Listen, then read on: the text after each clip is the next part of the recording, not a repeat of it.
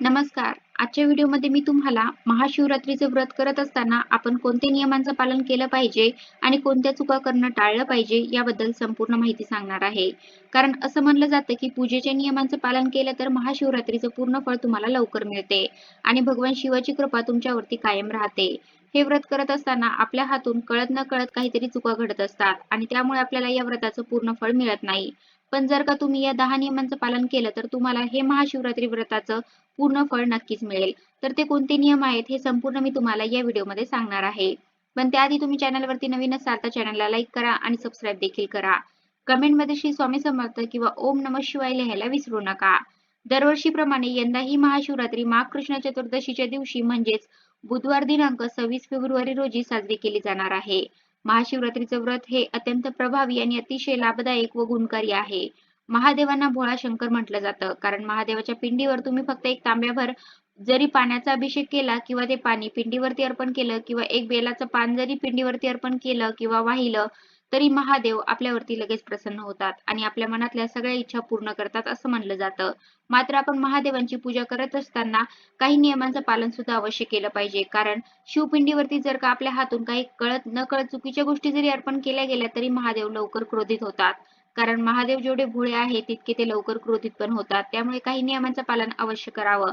महाशिवरात्रीच्या दिवशी ज्यांना शक्य असेल त्यांनी सर्वांनी महाशिवरात्रीला उपवास जरूर करावा. कारण असं म्हटलं जातं की शिवरात्रीचे व्रत ठेवणाऱ्यांना आर्थिक आणि कौटुंबिक सर्व समस्यापासून मुक्तता मिळते.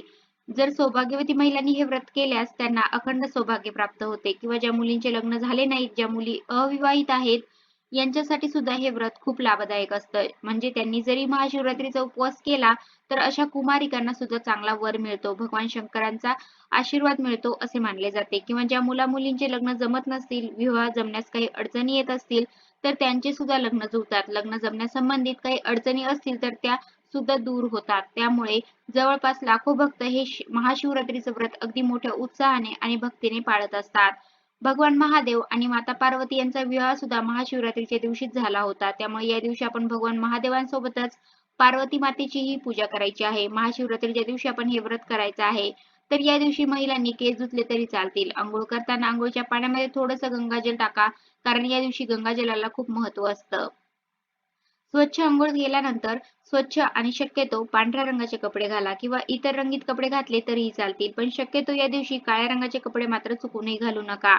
कारण महादेवांना पांढरा रंग अतिशय प्रिय आहे. ज्या स्त्रियांना मासिक पाळी म्हणजे मासिक धर्म असेल त्यांना पूजा करता येणार नाही. मात्र त्यांनी उपवास जरूर करावा आणि मनातल्या मनात शिवाचं नामस्मरण करावं. तरीही महादेव तुमच्यावरती प्रसन्न होतील आणि भगवान शिवाचाही आशीर्वाद तुम्हाला मिळेल. त्याचबरोबर बघा अनेक लोक महाशिवरात्रीच्या दिवशी महादेवांची पूजा करण्यासाठी मंदिरामध्ये जातात.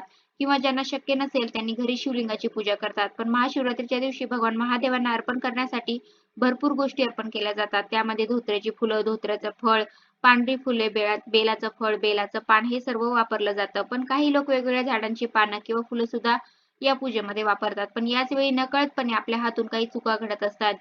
ज्या आपण नाही केल्या पाहिजे किंवा काही चुकीच्या गोष्टी आपण शिवपिंडीवरती अर्पण करत असतो, ज्या की महादेवाला अजिबात आवडत नाही. त्यामुळे महादेव आपल्यावरती लवकर क्रोधित होतात. त्यांना खूप जास्त राग येतो. कारण महादेव जेवढे भोळे आहेत तितके ते लवकर क्रोधित पण होतात. त्यामुळे पूजा करताना आपण योग्य ती काळजी घेतलीच पाहिजे. त्यानंतर पहा आपण महादेवाची पूजा करण्यापूर्वी त्यांना आधी अभिषेक करतो. तेव्हा कशाचाही अभिषेक करताना एखाद्या भांड्याचा वापर करा. पण शंखाचा वापर अजिबात करू नका. कारण महादेवांना शंखचूड नावाच्या राक्षसाचा वध केला होता. आणि शंखाला याच राक्षसाचं प्रतीक मानलं जातं.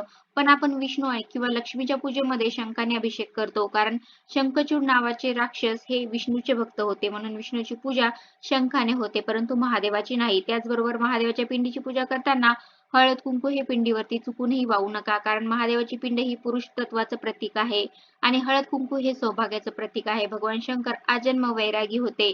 त्यामुळे शृंगाराशी संबंधित कोणतीही वस्तू त्यांना अर्पण केली जात नाही. कारण हळदीलाही सौंदर्यवर्धक मानले जाते आणि त्यामुळेच हळद किंवा कुंकू भगवान शंकराला अर्पण केले जात नाही.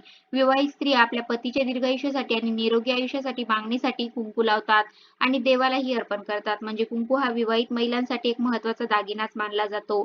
या दोन्ही गोष्टी सौभाग्यकारक आहेत. त्यामुळे शिवपिंडीवरती आपल्याला हळद कुंकू चुकूनही अर्पण करायचं नाही. त्याचबरोबर सर्वात महत्त्वाची गोष्ट म्हणजे महादेवांच्या पूजेमध्ये महादेवांच्या पिंडीवरती आपल्याला तुळशीच्या पानांचा किंवा मंजिरीचा अजिबात वापर करायचा नाही. या पूजेमध्ये तुळस पूर्णपणे वर्ज्य आहे. बरेच जण तुळशीमध्ये शिवलिंग ठेवतात. आणि त्याची दररोज पूजा करतात, पण ते अत्यंत चुकीचे आहे. असं अजिबात ठेवू नका. तुळशीमध्ये फक्त शालिग्राम ठेवला जातो किंवा तुम्ही बाळकृष्णाची मूर्ती सुद्धा छोटी ठेवू शकता. फक्त शिवलिंग मात्र तुम्ही तुळशीमध्ये चुकूनही ठेवू नका. ते अत्यंत चुकीचं आहे. त्याचबरोबर आपल्याला महादेवाच्या पूजेमध्ये चाफ्याची, केवड्याची, केतकीची फुलं त्याबरोबर तुळशीची पानं अजिबात वापरायची नाही.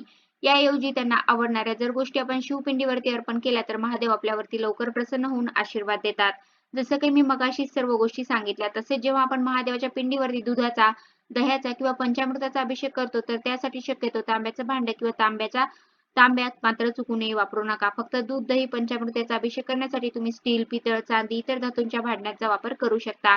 कारण आपण जेव्हा दूध किंवा दुधापासून बनवलेले पदार्थ जेव्हा आपण तांब्याच्या भांड्यात ठेवतो तर ते पदार्थ विषासमान असतात. त्याचं विष बनतं असं म्हणतात. त्यामुळे आपण महादेवाच्या पिंडीवरती ते वाहणं योग्य नाही. त्यामुळे तांब्याच्या भांड्यांचा वापर शक्यतो तुम्ही महादेवाच्या पूजेमध्ये टाळला तर चांगलं होईल. तसेच पुढचा नियम म्हणजे ज्या व्यक्तीने महाशिवरात्रीचं व्रत केलं असेल त्यांनी ब्रह्मचर्य पाळावं आणि शक्यतो त्या दिवशी दिवसा सुद्धा झोपू नये. या व्रताच्या संपूर्ण दिवसात शक्यतो झोपणे टाळावे. त्याऐवजी तुम्ही त्या दिवशी जास्तीत जास्त महादेवाचं नामस्मरण करा. उलट महाशिवरात्रीच्या उपवासात रात्री जागर करावा असं सांगितलं आहे. याने व्रताचं अधिक पुण्यफळ मिळेल. कारण शिवपुराणात महाशिवरात्रीच्या रात्री जागराचं महत्त्व सांगितलं आहे. तसेच महाशिवरात्रीच्या दिवशी आपल्या घरातील वातावरण प्रसन्न ठेवावं, घरामध्ये स्वच्छता ठेवावी, कोणाशी वादविवाद करू नये, एकमेकांना शिव्या-शाप देऊ नका किंवा आपल्यामुळे कोणाचं मन दुखावलं जाईल अशा गोष्टी अजिबात करू नका. म्हणजे थोडक्यात काय तर या दिवशी आपलं आचरण सुद्धा चांगलं असावं. यानं आपल्याला व्रताचं अधिक पुण्यफळ मिळतं.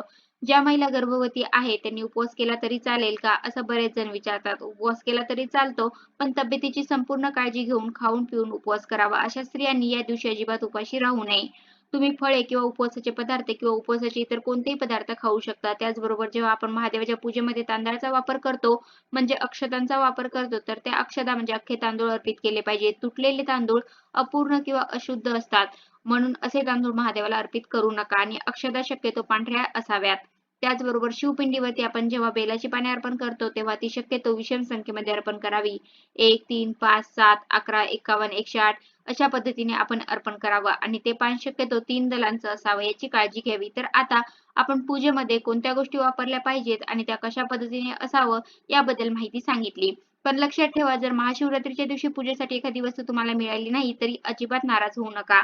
कारण देव हा फक्त भक्तीचा भुकेला असतो. शुद्ध भाव आणि भक्ती ही खूप महत्त्वाची आहे. त्यामुळे तुमच्याकडे जे साहित्य उपलब्ध असेल ते साहित्य अर्पण करून तुम्ही अगदी मनापासून पूजा केली तर महादेव तरी तुमच्यावरती प्रसन्न होतील. तर अशा प्रकारे तुम्ही सुद्धा सर्वांनी यंदा महाशिवरात्रीला या नियमांचं पालन करा. तुम्हाला त्याचं संपूर्ण फळ नक्की मिळेल. कसा वाटला तुम्हाला माझा आजचा व्हिडिओ कमेंट करून नक्की सांगा. धन्यवाद.